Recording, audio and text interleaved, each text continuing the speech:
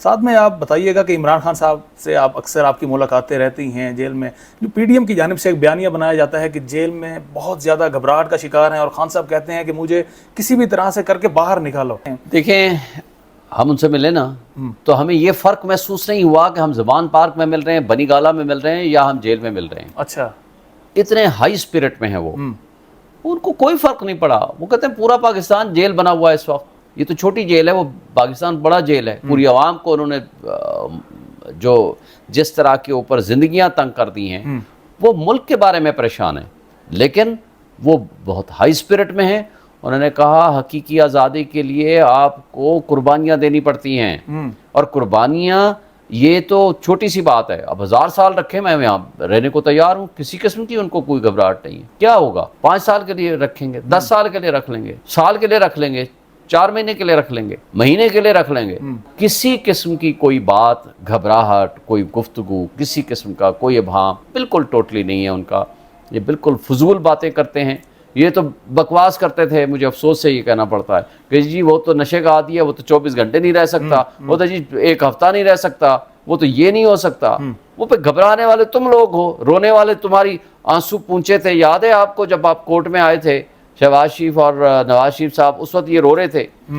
भाई इमरान खान को हम तो कहते हैं प्रोड्यूस करें कोर्ट में, यहाँ नहीं आने देते, नहीं जेल में लेके जाएं जी, ट्रायल भी उधर लेके जाएंगे। ये सारी बातें इनकी गलत बातें हैं, इनकी कोई हकीकत नहीं है। वो बिल्कुल हाई स्पिरिट में हैं, वो इस मुल्क के साथ हैं। भाई देखे ना, उनसे बल्कि सवाल किया कि जी बाहर हो रहा है कि जी किसी के साथ बातचीत हो रही है, आप बाहर चले जाएंगे या छोड़ जाएंगे, या उन्होंने कहा डील कर लेंगे। उन्होंने कहा डील करके मुल्क से बाहर वो भागते हैं जिन्होंने चोरी का, डकैती का माल बाहर रखा होता है, वो भागते हैं। आप नवाज शरीफ की मिसालें देख लें, 3 दफ़ा डील करके गए। तो बात यह है कि इनको क्या है, वो कहते हैं मेरा मरना जीना उठना बैठना इस मुल्क के साथ है, मैं यही हूँ, मैं मुल्क भागने वाला नहीं हूँ। मैंने तो पहले कहा था कि सबको ECL में डालो, मेरा नाम भी सबसे पहले ECL में डालो।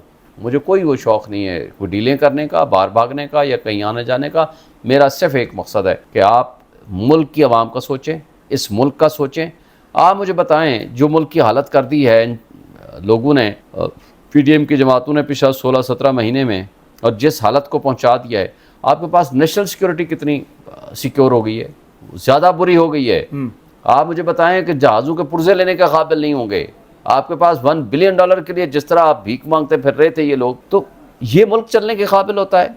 और वो तब हो सकता है जब आप स्ट्रॉन्ग डेमोक्रेटिक गवर्नमेंट लेकर आएँ, उसके लिए फ्री एंड फेयर इलेक्शन करें, जबर और खौफ की फ़िज़ा ख़त्म करें, लेवल प्लेइंग फील्ड दें, सब पार्टीज़ को बराबर का अपॉर्चुनिटी दें। ठीक है, वो इलेक्शन में जाएं और let the people of Pakistan should decide. Level playing field की आपने बात की, सेकंड लास्ट क्वेश्चन है मेरा कि लेवल प्लेइंग फील्ड तो इस वक्त बिलावल भुट्टो भी मांग रहे हैं, और वो कह रहे हैं कि इस वक्त जो निगरान सेटअप है, फवाद हसन फवाद की तकर्री के बाद खुसूसन अब ये बात सामने आ रही है कि इनकी तकर्री के बाद कि ये निगरान सेटअप के पीछे भी नून लीग है, और जो लंदन प्लान था वो उसी तरह से कारबंद है। तो लेवल प्लेइंग फील्ड, क्या बिलावल आपको इस वक्त साइडलाइन होते नजर आ रहे हैं? देखें, बिलावल को तो सिर्फ ये शिकवा है कि फेवरेट उनमें से नवाज की बजाय हमें बनाते हैं, वरना तो बिलावल को कोई खतरा नहीं है। तो बिलावल ही तो सारे ये गलत फैसले करानों में शरीक कार था। बिलावल ही के ज़माने में ये सारा मुल्क का बेड़ा गर्क हुआ। बिलावल जिस कैबिनेट का मेंबर था, उसी में सब ने ये जो कुछ जुल्म किया इस मुल्क के साथ, और जो बिल्स पास कराए हैं, और जिस तरह लोगों के बुनियादी हुकूक मुअत्तल हुए हैं, उस वक्त कहाँ थे? ये सारा उनका एक नूरा कुश्ती के से ज़्यादा कुछ भी नहीं। इधर उसने स्टेटमेंट दी, उधर से आप देखें जरदारी साहब ने कहा नहीं इलेक्शन कमीशन जब चाहे इलेक्शन कराएगा, हमें उस पर एतबार है, हमें कोई मसला नहीं। फिर ये कहना कि 90 दिन आइन कहता है इलेक्शन करा दें, कल उनकी स्टेटमेंट बदल गई। आज वो कहते हैं नहीं चलो 105 दिन कराएं, 120 दिन में कराएं, लेकिन डेट दे दें। तो इनकी क्या क्रेडिबिलिटी है? तो हाँ, ये इसमें कोई शक नहीं, ये सारा मुस्लिम लीग नून के लिए ड्रामा सजाया जा रहा है।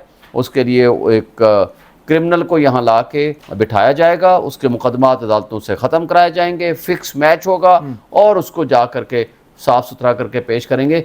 लेकिन मुझे बताएं, पब्लिक में क्या जाकर कहेंगे? उन्होंने इस मुल्क को दिया क्या है? जो इस मुल्क को अंजाम जो कर दिया है इन्होंने, सिवाय तबाही और बर्बादी के, वो क्या बेचेंगे? शहबाज शरीफ और नवाज शरीफ में फ़र्क क्या है? वो क्या बेचेंगे? इसहाक डार आया था ना अफलातून उनकी तरफ से, जी मिफ्ता इस्माइल को हटा दो, इसहाक डार आके ये कर देगा। वो जो कुछ खिलवाड़ करके गया है वो सब आपके सामने। तो वोट को इज्जत दो का बयानिया और एंटी एस्टेब्लिशमेंट बयानिया, ये अगले इलेक्शन में तो इस वक्त नजर नहीं आ रहा कि नेक्स्ट इलेक्शन में ये बयानिया बनाया जा वोट सकता को है। इज्जत दो की बजाय उन्होंने नारा तब्दील कर लिया, वोट को इज्जत दोष करना शुरू कर दिया है। तो इसलिए वोट को इज्जत दो को तो उसने दफन कर दिया उन्होंने। मेरा नहीं ख्याल कि उसके नारे में कोई हैसियत है, या वो नारा तो आप खुद नहीं लगाते वो। लास्ट मेरा क्वेश्चन आपसे नवाज शरीफ के मुतालिक ही है। आपने जहां कहा कि पीडीएम पहले रो रही थी, तो अब पीडीएम के हंसने के दिन शुरू होने वाले हैं, क्योंकि 21 अक्टूबर को नवाज शरीफ साहब लंदन से वापस पाकिस्तान आ रहे हैं। आपको उम्मीद नहीं थी? पीटीआई की कानूनी टीम के अक्सर हम देखते थे, वो कहते थे 33 दिसंबर को वापस आएंगे, लेकिन अब एक डेट भी आ चुकी है हमारे सामने कि 21 दिसंबर को वापस आएंगे।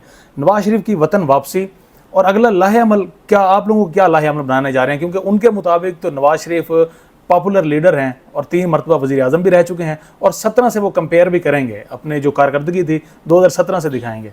पहली बात तो यह है कि मुझे अभी भी 21 अक्टूबर का यकीन नहीं है।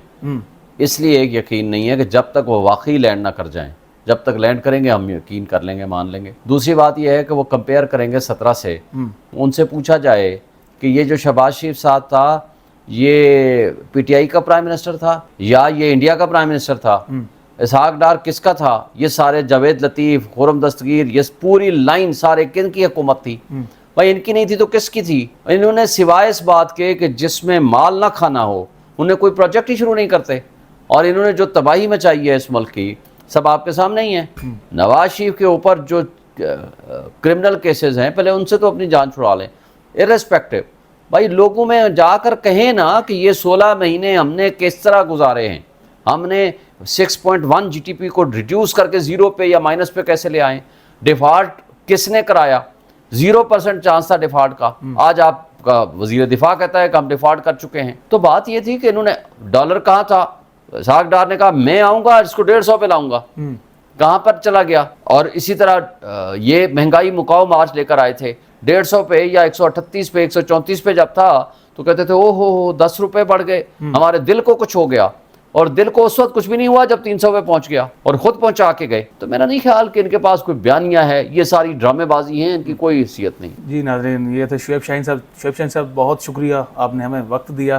नाज़रीन, आपने जिस तरह से जाना इनसे, सुना इनसे कि ये जो बयानिया है, कहते थे एंटी एस्टेब्लिशमेंट, वोट को इज्जत दो, अब वो बयानिया बदल चुका है। वोट से अब वोट के बजाय बूट का उसमें इजाफा हो चुका है। और साथ में शुएब शाहीन ने इमरान खान साहब के मुतालिक भी बताया कि इस वक्त इमरान खान बिल्कुल पुरअज़म है, और जिस तरह से एक बयानिया बनाया जा रहा है घबराहट का, तो ऐसी कोई घबराहट नहीं है, बल्कि उनका कहना है कि अगर 1000 सालों तक भी उन्हें जेल में रहना पड़ा तो वो रहेंगे। अब तक के लिए इतना ही। अपने मेज़बान सकलैन हमवाना को इजाज़त दें। अल्लाह निगहबान।